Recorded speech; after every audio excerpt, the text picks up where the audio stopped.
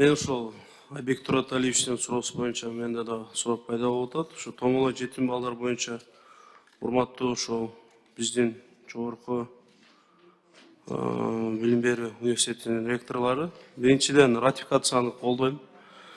Өзүбүздүн ошол келечек муунга жакшы шарттар түзүлсө, жаңылыктар болсо, ал нерсени биз дайым колдойбуз. Ошол менен эле чогуу эми азыр Айбек Тураталиевич айтып атат, кандай жеңилдиктер каралган, силер айтып атасыздар, только бул контракттык негизде өтсө, бир 50% же 70% же 100% депчи.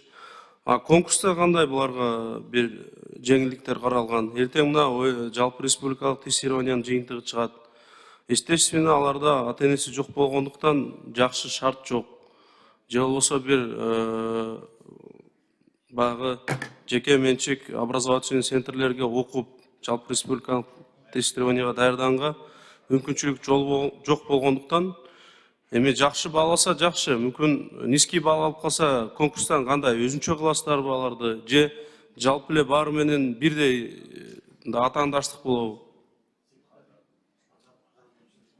Илмек мырза, мен жооп берип коеюн, уруксат этсеңиз. Премьер-министрдин орун басары Расул Абазбек уулу. Жылына билесиз гранттык орундар 6000 гранттык орун берилет Кыргыз Республикасынын өкмөтү тарабынан. Анын ичинде 300 орун жеңилдиктер каралган. 300 орун.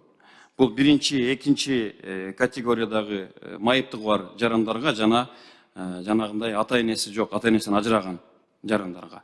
Аларга гранттык негизде окууга кирүүдө социалдык категориялар өзүнчө эске алынган.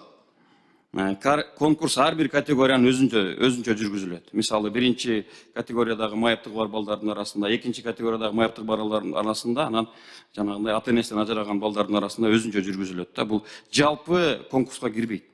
Өзүнчө каралат. Пороктон өтпөй калсачы, мисалы 110дон өтпөдү, дополнительныйсы бир 60тан өтпөдү.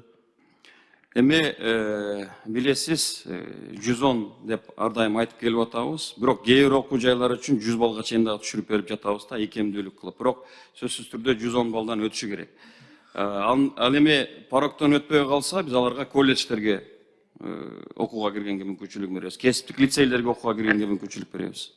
Эми Расул Абазбекович чындыгында ушул балдарга өзгөчө бир камкордукка алсак мамлекет тарабынан, себеби алар биздин балдар, эртең биздин келечегибиз.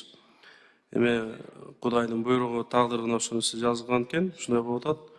Ошон үчүн эми бүгүн ошол же университетте окубай, же бир жакшы бир жерде иштебеген үчүн ошо кылмыштуулук дагы көбөйүшү мүмкүн да. Ошон үчүн ошонун алдын алуу максатында ушундай мүмкүнчүлүгү жок балдарга өзгөчө бир карап берсеңиздер, жеңилдетүү иретинде.